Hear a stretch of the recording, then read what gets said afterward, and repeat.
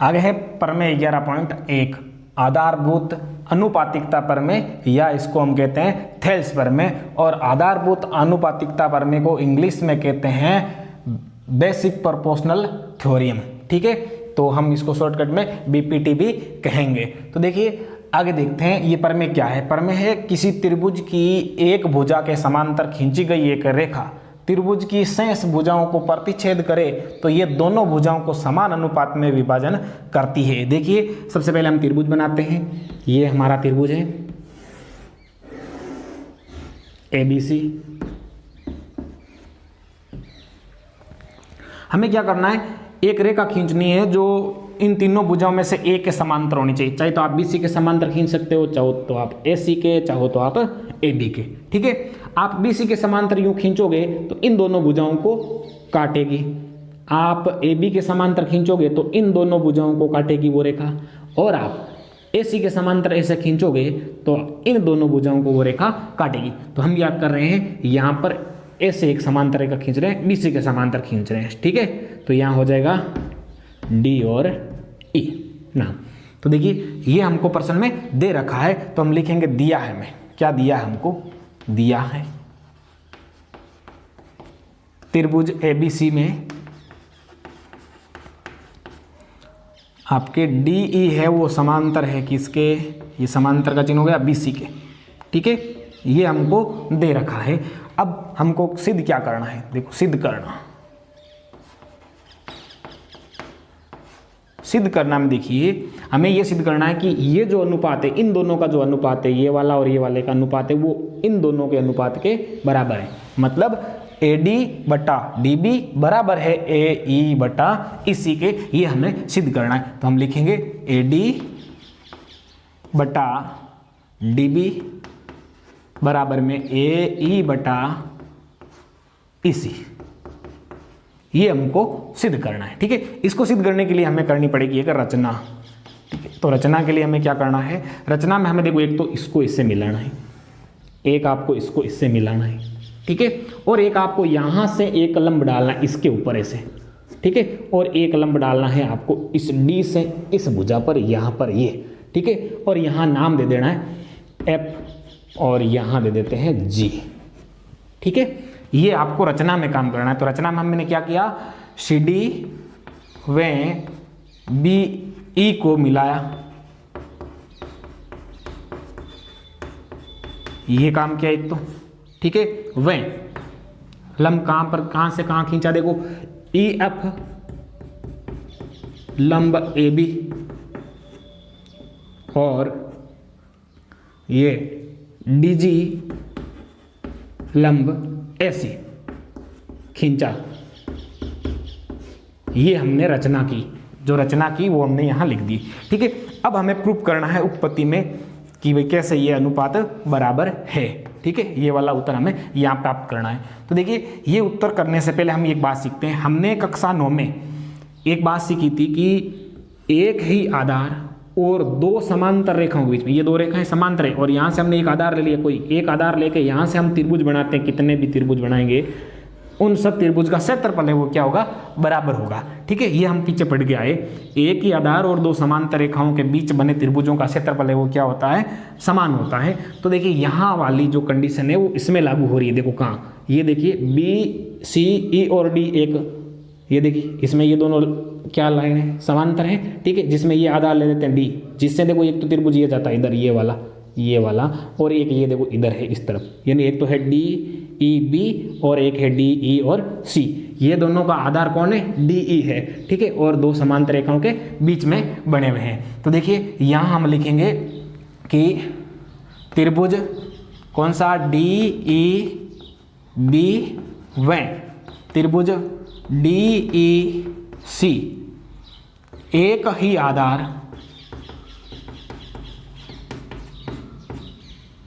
D E व BC समांतर DE के मध्य बने त्रिभुज है।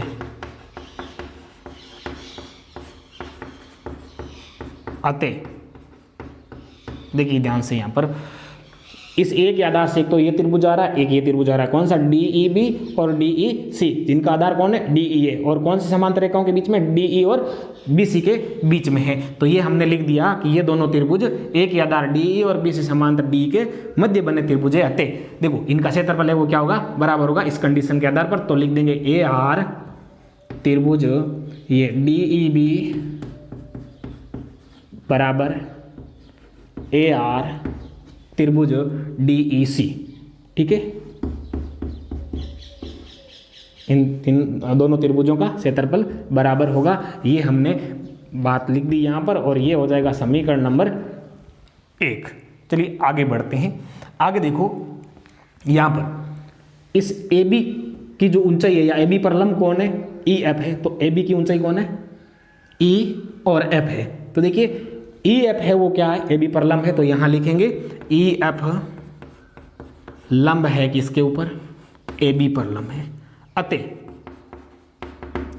EF है वो त्रिभुज एक तो ADE व त्रिभुज DEB की ऊंचाई है।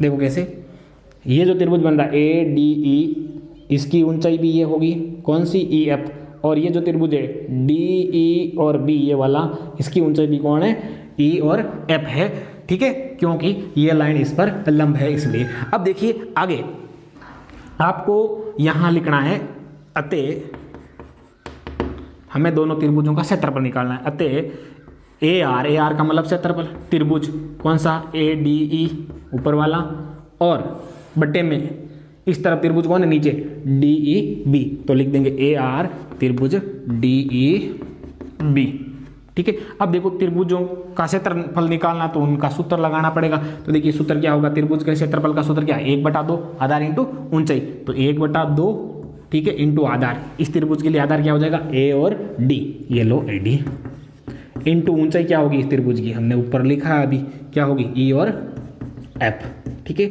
नीचे वाले त्रिभुज के लिए 1/2 इंटू आधार क्या हो जाएगा, D और B, तो ये लो DB, इंटू इसकी ऊंचाई क्या होगी, E और F होगी, ठीक है। EF से EF कैंसिल हो गया, 1/2 से 1/2 कैंसिल हो गया, पीछे क्या बचा, AD/DB बचा। तो ये समीकरण नंबर कितना हो गया आपके, 2 नंबर हो गया, ठीक है। 1 नंबर तो ये है, 2 नंबर ये हो गया।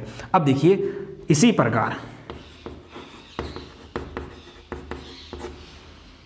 ये DG है वो किस पर लंब है, AC पर लंब है। देखो D और G AC पर लंब है, ये हमने रचना की थी, तो यहाँ लिखेंगे DG लंब AC, ठीक है।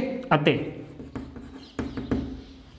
त्रिभुज ADE, ये वाला ADE व त्रिभुज कौन सा वाला, DE और C, त्रिभुज DEC की ऊंचाई कौन है, DG है, ठीक है। देखिए इस तरफ ये लंब है DG, तो इस त्रिभुज की भी ऊंचाई ये होगी DG, और ये वाला जो त्रिभुज है DEC, इसकी भी ऊंचाई ये होगी, क्योंकि दोनों त्रिभुजों के शीर्ष यहाँ D पे आके मिल रहे हैं, ठीक है। इसलिए अब तो आगे देखिए यहाँ क्या लिखेंगे, अतः हमें क्षेत्रफल निकालना उन त्रिभुजों का, तो AR त्रिभुज ADE बटे में त्रिभुज कौन सा हो जाएगा, DEC, तो लिखेंगे AR त्रिभुज DEC। अब ये उस तरफ चल रहे हैं, ठीक है। देखिए उसके लिए त्रिभुजों के क्षेत्रफल के लिए क्या हो जाएगा, 1/2 इंटू आधार, अब आधार क्या हो जाएगा उस तरफ, AE हो जाएगा, AE इंटू ऊंचाई क्या होगी उसकी, DG, ठीक है। नीचे वाले त्रिभुज के लिए भी 1/2 इंटू आधार क्या होगा इसका, E और C, उस तरफ चल रहे हैं तो ना EC, इंटू ऊंचाई क्या हो जाएगी इसकी, DG, ये लो DG, ठीक है। देखो DG से DG कैंसिल हो जाएगा, 1/2 से 1/2 कैंसिल हो जाएगा, तो AE बटा क्या रहा, इसी रहा। हाँ ये समीकरण नंबर कितना हो गया, 2 हो गया, ठीक है। अब देखिए आगे हमें लिखेंगे समीकरण 1, 2 व 3 से। देखिए समीकरण 1, 2, 3 से हम तुलना करेंगे। तो देखिए पहले 1 का क्या काम है, 1 में देखो DEB और DEC बराबर है, ठीक है। तो देखो यहाँ पर ADE, इसमें भी ADE है, ठीक है। नीचे क्या है, DEB है, इसमें क्या है, DEC है।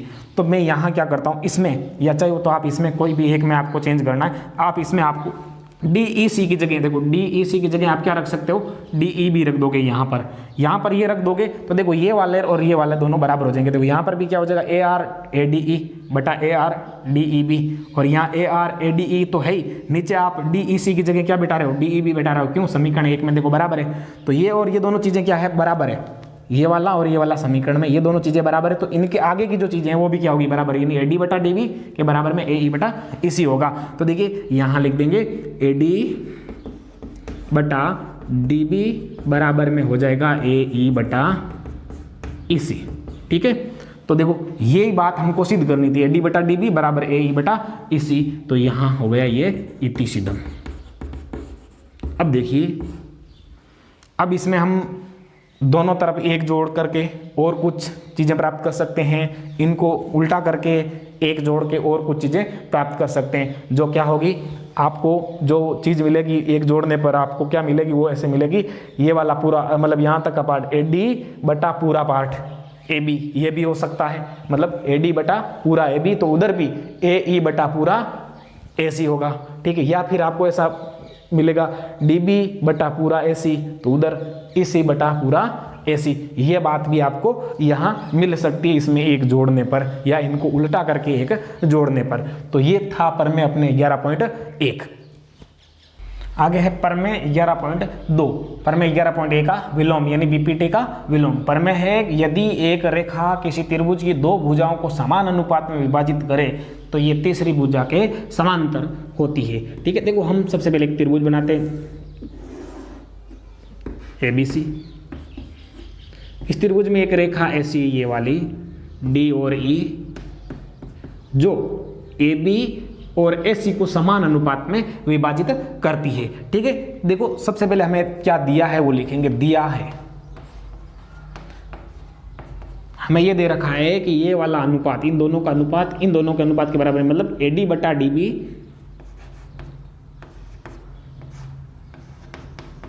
बराबर है AE बटा EC के। ठीक है, ये हमको दे रखा है। सिद्ध करना है कि D और E है वो समांतर है BC के, यानी ये वाली जो लाइन है वो BC के समांतर, ये हमको सिद्ध करना है। तो इसको सिद्ध करने के लिए रचना करनी पड़ेगी, और रचना क्या है, रचना के लिए हम D से एक रेखा खींचेंगे, चाहे तो आप इस नीचे खींच दो चाहे तो आप ऊपर खींच दो। मैं ऐसे ऊपर खींच रहा हूँ, ये वाली जिसका नाम हम दे देते हैं F, यानी DF समांतर BC खींचा, ये रचना करी है हमने। ठीक है, DF समांतर BC खींचा, ये हमने रचना की। अब उत्पत्ति में हम प्रूफ करेंगे। ठीक है, लिखेंगे त्रिभुज ABC में DF है वो समांतर है किसके, BC के। देखो हमने रचना की ना, DF समांतर BC, तो ये त्रिभुज ABC में DF है वो समांतर है BC के अते BPT से, जो इससे पहले वाला प्रमेय हमने पढ़ा था। अगर ये लाइन इसके समांतर है तो क्या होगा, AD बटा DB बराबर होगा AF बटा FC। ठीक है, ये हो गया आपके समीकरण नंबर 1। ठीक है, परंतु हमें एक चीज दे रखी है, क्या दे रखी है, AD, ये हो गया AD बटा DB बराबर AE बटा AC। ठीक है, कारण लिख देते हैं, दिया है। ठीक है, और ये हो गया समीकरण नंबर 2। ठीक है, समीकरण 1 और 2 से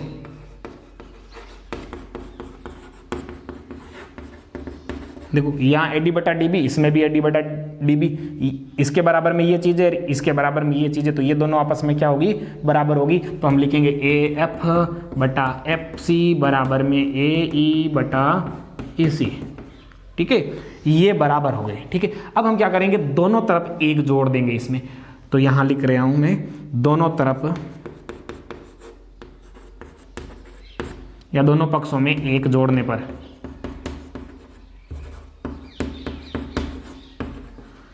एक जोड़ेंगे तो देखो कैसे लिखेंगे, यहां पर लिखेंगे AF बटा FC प्लस 1 बट्टे में 1 मान लेते हैं, बराबर में AE बटा EC प्लस में 1 बटा 1।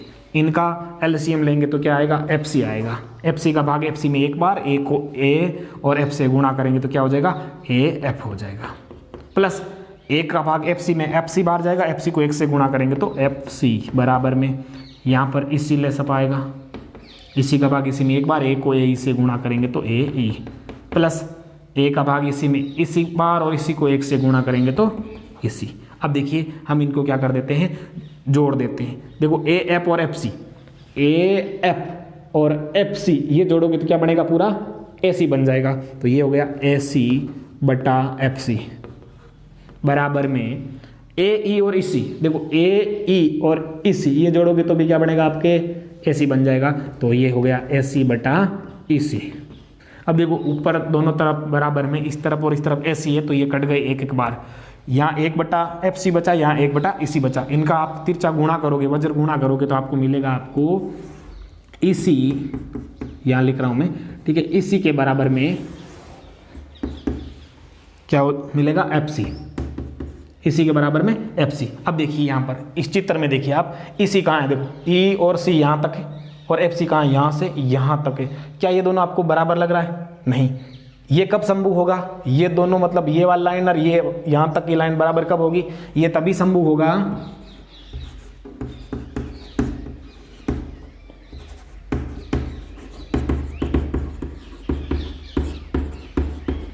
जब बिंदु